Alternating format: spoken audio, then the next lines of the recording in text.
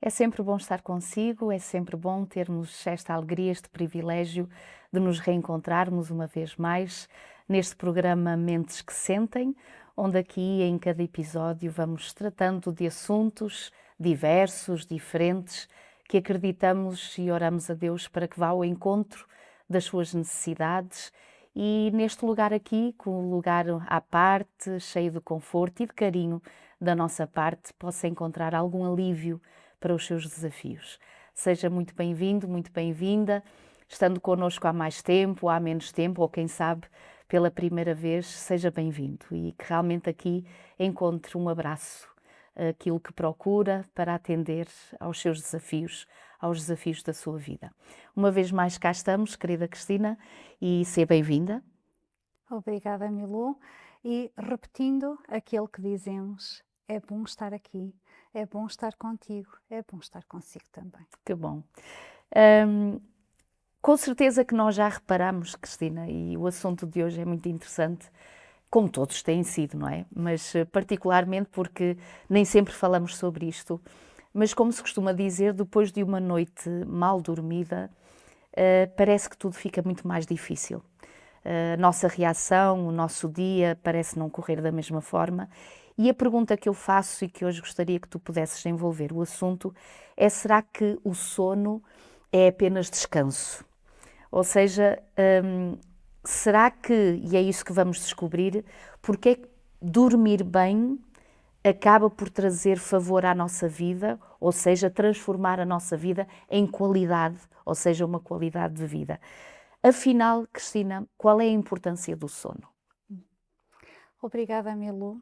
E permite-me fazer aqui um trocadilho. Hum, Este é um tema que felizmente já se ouve falar uhum, mais, mas em relação ao qual durante muito tempo estivemos adormecidos pois. e não tínhamos efetivamente noção do impacto que isto tem na nossa saúde. Então, para tentar responder a essa tua pergunta, deixa-me dar uma definição que é dada por um investigador nesta área, um neurocientista, Matt Walker. Ele é professor da Universidade da Califórnia, nos Estados Unidos.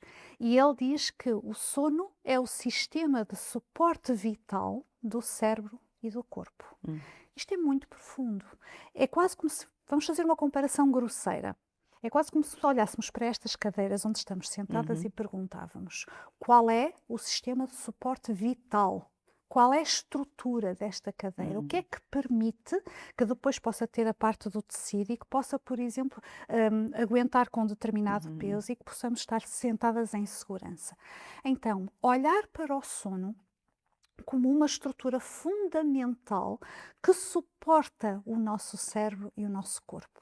E ele dá posteriormente uma definição um bocadinho mais hum, científica uhum, sobre o tema. Nós depois vamos vê-la com mais calma. Ele diz o seguinte: o sono é um estado biológico natural, ativo e altamente organizado, essencial para a manutenção da saúde cerebral e física, caracterizado por padrões específicos de atividade neural, não REM e REM, que permitem a restauração metabólica, a consolidação da memória, a regulação emocional e a otimização do sistema imunitário.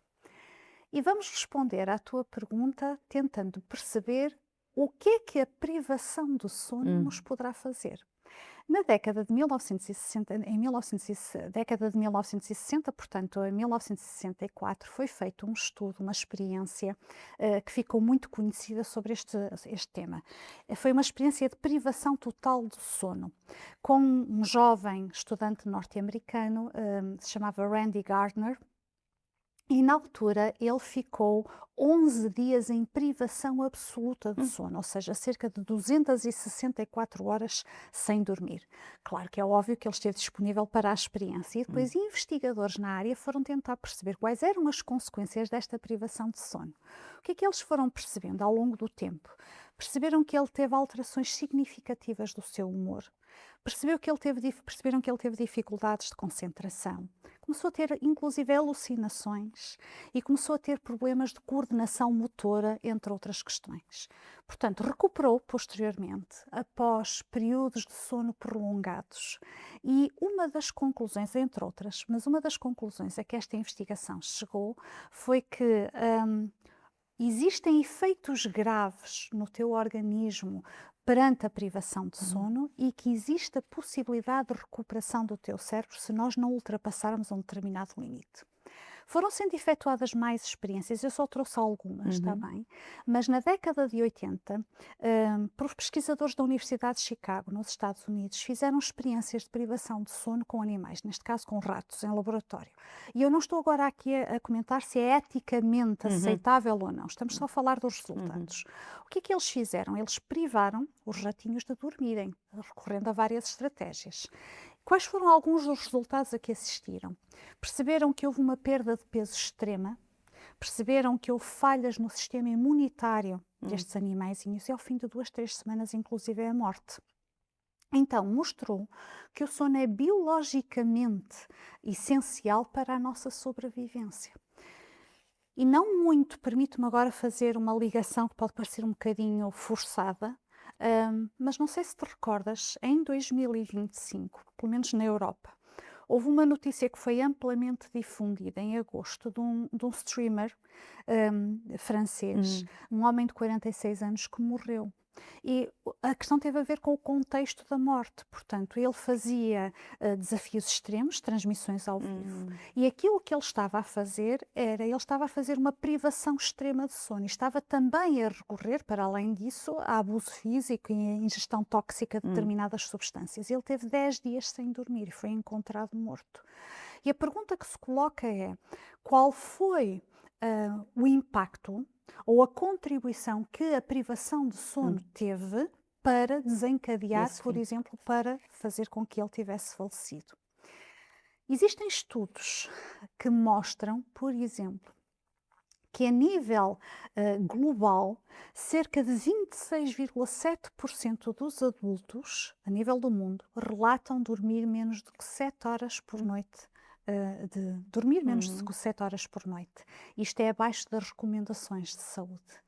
Nos Estados Unidos, há vários estudos feitos sobre isto, e um dos estudos, por exemplo, diz que 34,8% dos adultos norte-americanos dormem menos de 7 horas por noite. Ou seja, que destas pessoas que participaram no estudo, 11,8% destas pessoas dormem menos de 5 horas por noite. E em Portugal, foi publicado o ano passado, em 2025, o relatório do sono. Ele foi feito por uma instituição que fez questionários online e foram abordados 57 países, ou seja, tentou perceber os padrões e os hábitos de sono de cerca de 57 países. E alguns resultados relativos a Portugal foram muito interessantes e também amplamente difundidos na comunicação social. Diziam que 36% dos portugueses dormem 6 horas ou menos por noite. 58% das pessoas estão preocupadas não com a quantidade, mas com a qualidade do seu sono. Ou seja, até são capazes de dormir, mas não sentem que é um sono reparador. E 23% referem que a ansiedade é a principal barreira para dormir bem. Destas pessoas que participaram, 48% realizam cestas com uma duração média de cerca de 36 minutos. Portanto, será que perante estes factos o sono não tem que ser encarado como algo fundamental para a nossa saúde? E fazer então a pergunta, Cristina, quanto tempo então precisamos de dormir? Isto às vezes depende de a quem nós perguntamos, não é? Pode ser uma pessoa que tenha mais necessidade de dormir do que outra e vai-te dar uma resposta diferente. Então, não existem respostas absolutas, mas existem intervalos de tempo, ou seja, que a ciência demonstra que são saudáveis para aquelas faixas etárias. E alguns dados da National Sleep Foundation e também do CDC, portanto, o Centro de Controlo de Doenças dos Estados Unidos, apontam as seguintes referências. Eles dizem, por exemplo, crianças recém-nascidas, estamos a falar num dia de 24 horas, está bem? Contando o dia e contando a noite. Crianças recém-nascidas entre os 0 e os 3 meses precisam, em média, de dormir entre 14 a 17 horas por dia. Quando falamos de dia, estamos a falar das 24 horas. Crianças entre os 4 e os 11 meses precisam de 12 a 15 horas de sono. Crianças entre os 12 e os 24 meses, entre 11 a 14 horas. Crianças em idade pré-escolar, portanto ali a faixa etária dos 3 aos 5 anos de idade, 10 a 13 horas de sono por dia. Crianças em idade escolar entre os 6 e os 13 anos, 9 a 11 horas de sono. Os adolescentes, que contabilizam a partir dos 13, 14 anos até aos 17, precisam entre 8 a 10 horas de sono por dia. E um adulto, e considera um adulto saudável, está bem, uma pessoa entre os 18 e os 64 anos, o padrão de referência para sono saudável são entre 7 a 9 horas por noite. E nas pessoas a partir dos 65 anos, reduz um bocadinho, reduz para as 7 a 8 horas por noite. E a pergunta que se coloca é, será que nós temos estilos de vida ou vivemos numa sociedade que de alguma forma privilegia isto? Porque conforme nós vimos, e vamos ter a oportunidade de ver com mais calma, sempre que tu não dormes o período de tempo adequado, tu vais ter consequências ao nível da tua saúde. Nós vamos com certeza continuar a falar sobre isto e a responder a algumas perguntas que com certeza vêm naturalmente, mas vamos fazer a nossa pausa habitual e já voltamos. TV Novo Tempo, o canal da saúde, o canal da esperança. Olá mais uma vez, seja bem-vindo a esta segunda parte deste programa e mais uma vez estamos aqui para poder oferecer mais um guia de estudo para si ou para algum querido seu, amigo ou familiar que ache ser pertinente este guia de estudo. É uma oferta que fazemos com muito carinho, basta apenas poder enviar uma mensagem para o contacto 933 93 9291 e nós teremos com certeza muito gosto em poder enviar este manual que é um apoio e é uma mais-valia, alguns desafios daquela que por vezes pode ser a falta de saúde mental, então alguns assuntos pertinentes para poder estudar, para poder meditar um pouquinho e com certeza nós teremos muito gosto em poder enviar para si. Cristina, estávamos a falar no sono e todas estas percentagens e estimativas que tu deste e sondagens, mas fazer talvez uma pergunta óbvia. O que é o sono? Ela é óbvia porque todos nós achamos que sabemos exatamente. O que é, mas será que nós compreendemos o mecanismo do sono? Portanto, não é assim tão óbvia quanto isso a questão da resposta. Os seres humanos, para poder responder a essa questão, nós temos que compreender o mecanismo do sono. Os seres humanos, eles têm dois tipos de sonos diferentes. Tem o sono não REM e o sono REM. O que é isto do REM? Vem de uma sigla inglesa que diz Rapid Eye Movement. E para tornar isto mais perceptível, sem dúvida, quer tu, quer eu, quer aqueles que nos ouvem e nos assistem, já viram pessoas que estão a dormir e que por baixo das pálpebras o olho está a movimentar-se. Portanto, está com movimentos oculares. Perdão. Isto é o Rapid Eye Movement. Então, os investigadores na área fizeram a diferenciação e percebem que existem padrões de sono, dois tipos diferentes, em que isto ocorre. Ok, o que é o sono não REM? É quando não ocorre esta movimentação ocular, perdão. Mas o sono não REM, ele está dividido em 4 fases. Está dividido, a fase 1 é a fase da sonolência e do adormecimento, portanto estás sonolento, estás assim a adormecer, mas ainda não estás totalmente consolidado no sono. A fase 2, já estás a dormir, mas é aquele sono leve, despertas com facilidade. E a fase 3 e a fase 4 são as fases do sono profundo. E daqui a um bocadinho eu já vou explicar porque é que estamos a falar sobre isto, porque tem impacto. Enquanto que, por exemplo, na fase 1 e na fase 2 do sono não REM, as tais fases um bocadinho mais leves, aquilo que começa a acontecer é o teu ritmo cardíaco começa a diminuir, a tua temperatura corporal baixa e a atividade elétrica das ondas cerebrais começa a abrandar. Mas na fase 3 e na fase 4 do sono não REM, estas fases do sono mais profundo, parece que o teu cérebro desperta, parece que faz uma explosão de vida e ele começa a produzir uma série de ondas cerebrais poderosíssimas que têm impacto direto nos mecanismos que estão a ocorrer dentro de nós.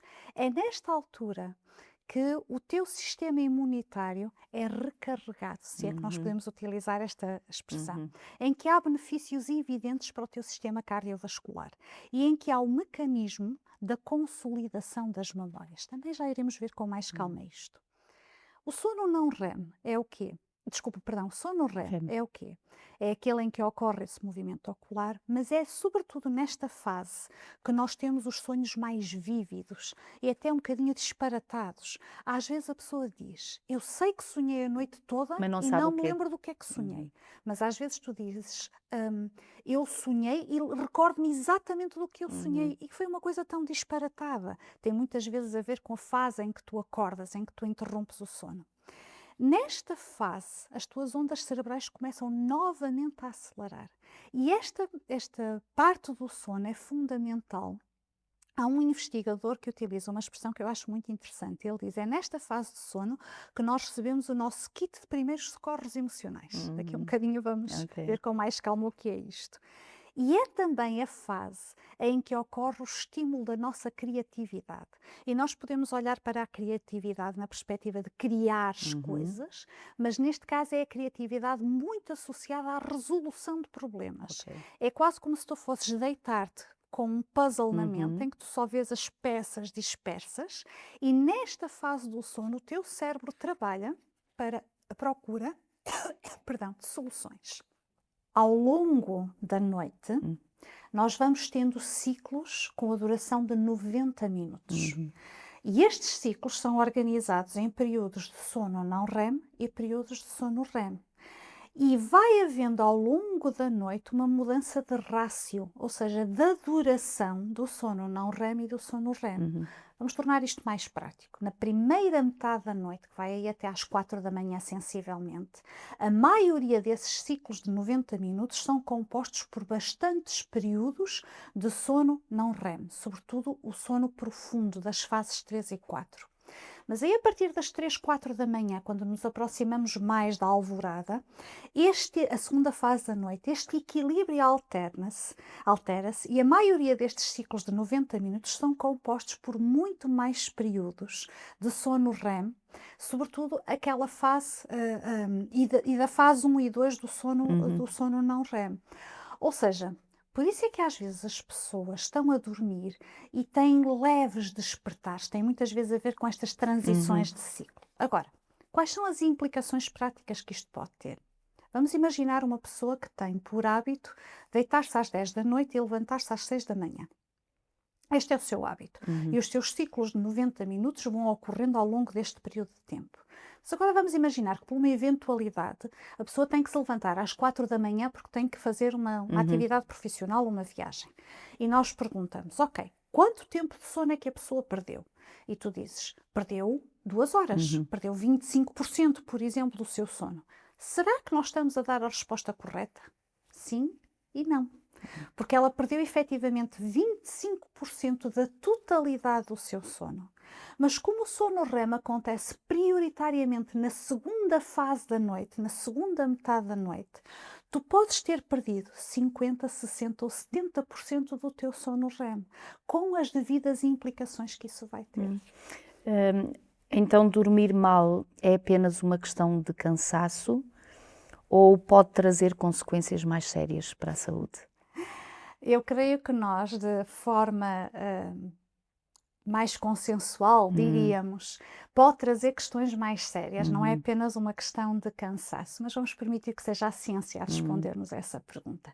Existem vários estudos epidemiológicos que mostram que quando nós começamos a dormir menos do que aquilo que é aquele intervalo de tempo face à nossa idade, que é o aconselhável em termos de saúde, o nosso risco de mortalidade começa a aumentar. Portanto, eu sou uma adulta, eu preciso dormir entre 7 a 9 horas por noite. Imagina que eu começo a dormir persistentemente 5 a 6 horas, ou começo a dormir 6 a 7 horas apenas, por exemplo. Há uma proporcionalidade, aumenta o meu risco de mortalidade, o risco de mortalidade associado. Só que isto não é uma relação linear. Pois. Há outra coisa muito interessante que nós poderíamos dizer. Então, aquilo que eu vou fazer é, então vou dormir mais, que é para compensar aquele período de tempo em que eu dormi menos. O que é que a investigação também tem demonstrado? Estamos a falar de um adulto. Portanto, o intervalo das 7 às 9 horas, 7 a 9 horas por noite. Quando tu começas a dormir mais do que as 9 horas por noite, o teu risco de mortalidade associado também aumenta. Ou seja, esta ideia linear de, ok, quanto mais eu dormir, menos hipóteses ou menos impacto vai ter na minha saúde de forma negativa, não é correto. Então, no equilíbrio, no meio é que está o equilíbrio, se é que nós podemos utilizar esta expressão. Há também estudos que mostram que quanto mais baixa a nossa qualidade do sono, maior o risco de mortalidade. Já não tem só a ver com a quantidade, mas a qualidade. Por exemplo, o exemplo que nós demos anteriormente da questão do sono REM. Tu quebraste sistematicamente, imagina que quebras sistematicamente o teu padrão de sono aí, vai ter um risco associado. Isto acontece muito às pessoas que, por exemplo, trabalham por turnos, que têm sérios problemas associados às questões do sono. Há estudos que demonstram, por exemplo, que a privação de sono potencia o ganho desnecessário de peso.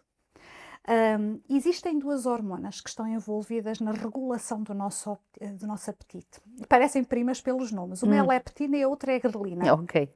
Portanto, a leptina o que é que diz? Ela envia um sinal ao cérebro a dizer eu já estou saciada, eu não preciso de comer mais. E a grelina envia um sinal ao cérebro exatamente o oposto, a dizer olha, eu tenho fome. Pronto. Quando tu estás com privação de sono, e aqui volto a reforçar, a privação de sono não significa que eu estou dias sem dormir. A privação de sono neste contexto é tu dormires menos horas do que é desejável para a tua idade, para a tua faixa etária. Quase que se invertem os papéis destas duas hormonas, ou seja, diminui os níveis de leptina e ela não te consegue dizer de forma adequada que tu estás saciada. E por outro lado, aumenta os níveis de grelina, ou seja, não importa se tu comeste muito ou se comeste pouco, tu estás sempre com fome ou sempre com vontade de comer. E não há só esta alteração, há uma alteração também em relação àquilo que tu desejas comer. E o que é que tu desejas comer mais? Tu desejas comer coisas com altos níveis de açúcar e desejas comer coisas com muitas calorias elevadas. Agora, comer em excesso, uma dieta rica em açúcares, em alimentos processados e poucas fibras, isto leva a uma redução significativa da quantidade e da qualidade de sono. Portanto, é um ciclo vicioso. Não é incomum pessoas, por exemplo, que trabalham por turnos e têm o seu padrão de sono desregulado, que dizem, eu não estou a conseguir adormecer, então levanto-me e vou comer qualquer coisa. Mas vais comer o quê? Regra geral, vais comer uma bolachinha, vais comer outra situação qualquer. Tem a ver com esta desregulação do sono também. Há estudos também que falam sobre a relação entre o nosso sono e o nosso sistema imunitário. E há uma associação muito íntima entre o teu sono e entre o teu sistema imunitário. Por exemplo, dormir menos do que 7 horas por noite, num adulto, aumenta-te em cerca de 3 vezes mais a possibilidade de ficares constipada. Uma coisa tão simples como esta. Imagina. Porquê? Porquê é que apanhaste a constipação? Porque a resposta do teu sistema imunitário está mais fragilizada. Por exemplo, há um outro estudo que mostra que no caso de mulheres que dormem 5 horas ou menos por noite, têm 70% maior probabilidade de virem a desenvolver uma pneumonia. Existem alguns estudos feitos também, eu não trouxe todos, mas alguns estudos feitos com pessoas saudáveis, em que dividem as pessoas em grupos. E um grupo é submetido a privação de sono, portanto as pessoas dormem cerca de 4 horas por noite, neste caso durante 6 noites seguidas, e o outro grupo dorme efetivamente a noite toda. E o que é que fizeram nos estudos? Eles inocularam as pessoas com a vacina da gripe. E depois foram tentar perceber qual era a resposta do sistema imunitário dessas pessoas. O que é que perceberam? O grupo que dormia 4 horas ou menos por noite produziram menos 50% da resposta imunitária normal do teu organismo. Portanto, efetivamente, há uma relação direta com o teu sistema imunitário. E é no sono profundo, o sono não REM, que nós abastecemos esta capacidade de resposta do nosso sistema imunitário, que estimula a produção de vários fatores e, mais do que isso, aumenta a tua sensibilidade a esses fatores. E aqui aumentar a sensibilidade é uma coisa positiva. É algo que diz que, portanto, eu vou estar mais sensível à detecção de ameaças. Só para dar aqui mais 2 informações em relação a esta importância do sono. Há alguns estudos que vieram tentar perceber qual é a relação que existe, por exemplo, em relação à privação de sono e ao consumo de álcool. Será que existe aqui alguma semelhança em termos de consequências? E, por exemplo, um estudo que foi feito em 97, imagina os anos que já vai, e tem sido amplamente reproduzido. O que é que eles fizeram? Eles puseram pessoas, e estas pessoas tiveram 17 horas acordadas. O que é que eles perceberam? Que tiveram um desempenho semelhante a como se estivessem com 0,5 gramas de álcool por litro Imagina. de sangue. E se a pessoa esteve 24 horas acordada, este desempenho é semelhante a alguém que tem 0,10 gramas de álcool por litro de sangue. Acontece que, por exemplo, em Portugal, o limite de álcool são 0,5 gramas. E se estiveres a falar de uma pessoa, por exemplo, que tem a carta há relativamente pouco tempo, ou de um condutor profissional, o limite são 0,2%. Então, demonstrou que a fadiga pode prejudicar a condução tanto quanto a embriaguez. E há um outro estudo também feito em 2016 que vai falar sobre a questão do risco de acidente. O que é que eles perceberam? Pessoas que dormem entre 6 a 7 horas por noite têm um risco acrescido de 2 vezes mais do que o resto da população de terem acidentes. Pessoas que dormem entre 4 a 5 horas por noite, este risco aumenta para 4 vezes mais. E pessoas que dormem menos de 4 horas por noite, este risco aumenta para 11 vezes mais de acidentes. Ou seja, tudo isto para responder à questão de que efetivamente há uma relação muito direta entre o nosso sistema imunitário e o nosso sono, e não apenas o sistema imunitário também. É sempre muito interessante todos os assuntos que a nossa psicóloga traz e com certeza estamos muito gratos. Obrigada, Cristina, mais uma vez. Teremos com certeza a oportunidade de falarmos mais sobre estas coisas e outras coisas também, mas eu gostava de poder deixar também mais um versículo para nós, que eu acho muito bonito, porque quando o salmista aqui diz, no capítulo 4, no versículo 8, em paz me deito e logo pego no sono, este não tem dificuldade em adormecer. E porquê? Porque o Senhor, tu, Senhor, é aqueles que me fazes repousar seguro. Que Deus possa realmente abraçá-lo e trazê-lo esta segurança e esta serenidade, para que realmente não tenha dificuldade em repousar e, sobretudo, em descansar em Deus. Fique bem, fique com o Senhor e até para a semana, se Deus quiser.